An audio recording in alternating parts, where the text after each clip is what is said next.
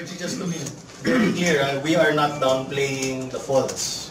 Or, Yes. we're not downplaying that. But what we're saying is that kung sino maging accountable dyan, they will be held accountable. It's as simple as that. Sa kasalanan ng social media coverage Wala namang kasalanan. na exposed. Wala namang kasalanan. Kung may social media noong 91 and 2004, is it the same scenario? Could be.